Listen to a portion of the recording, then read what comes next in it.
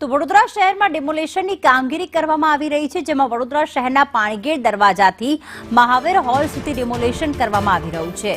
જાહેર રોડ રસ્તા પરના જે દબાણો છે તેને હટાવવાની કામગીરી ચાલી રહી છે, ત્યારે 3 ટ્રક જેટલો સામાન જપ્ત કરવામાં આવ્યો છે। પોલીસના ચુસ્ત બંદોબસ્ત સાથે આ ડિમોલેશનની કાર્યવાહી શરૂ કરવામાં આવી છે। પાલિકાના દબાણ શાખાની આ મોટી કાર્યવાહી, જેમાં વડોદરાના પાણીગેટ દરવાજાથી લઈને મહાવીર હોલ 4 રસ્તા સુધી જે પણ જાહેર રોડ રસ્તા પર દબાણો આવેલા છે તેમને હટાવવાની કામગીરી કરવામાં આવી રહી છે। ત્યારે ઢોર પાર્ટી વોર્ડ નંબર 5 અને 15ની ટીમ આમાં કામે લાગી છે। પાણીગેટ પોલીસના ચુસ્ત બંદોબસ્ત સાથે આ કાર્યવાહી કરવામાં આવી છે।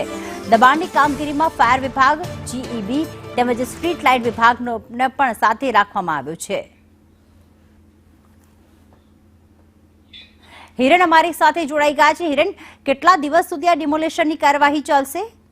જી પ્રીતિ, ખાસ કરીને વાત કરીએ જ્યારથી પૂર્વ ભાજપના કાઉન્સિલર રમેશ પરમારના પુત્ર તપનની હત્યા થઈ છે ત્યારથી જ કોર્પોરેશન દ્વારા ડિમોલેશનની કામગીરી હાથ ધરવામાં આવી છે। વિવિધ વિસ્તારોમાં તબક્કાવાર ડિમોલેશન કરવામાં આવી રહ્યા છે। સાથે સાથે જ્યાં પણ અંદર લારીઓ મૂકેલી હોય, કોઈ જગ્યાએ ચાલીઓમાં લારીઓ મૂકી હોય તે પણ ઉઠાઈ લેવામાં આવે છે। હાલમાં જે દબાણ હટાવવાની પ્રક્રિયા ચાલી રહી છે, નિરંતર ચાલી રહી છે। આજે પાણીગેટ પોલીસના સહયોગથી મહાવીર હોલ 4 રસ્તાથી લઈને આખા દબાણની કામગીરી કરવામાં આવી રહી છે। સમગ્ર વિસ્તારની અંદર લારી ધારકોમાં ફફડાટ છે, કારણ કે જે પ્રમાણે કોર્પોરેશનની ટીમ ઉતરી પડી છે, ફાયર બ્રિગેડને પણ સાથે રાખવામાં આવ્યું છે, એમજીવીસીએલની ટીમને પણ સાથે રાખવામાં આવ્યું છે।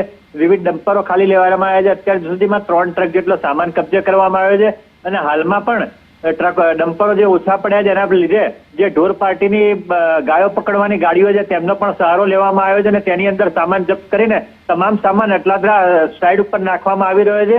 હાલમાં જે કામગીરી ચાલી રહી છે તેનાથી દબાણકર્તાઓમાં તો ફફડાટ છે। સાથે સાથે જે એસોસિએશન જે પણ અત્યારે વિટંબણામાં છે કે લારીઓ ધારકોને કેવી રીતે ધંધા રોજગાર કરશે તેવા પણ એક સવાલો ઉઠ્યા છે। જી પ્રીતિ, આભાર તમામ વિગતો માટે।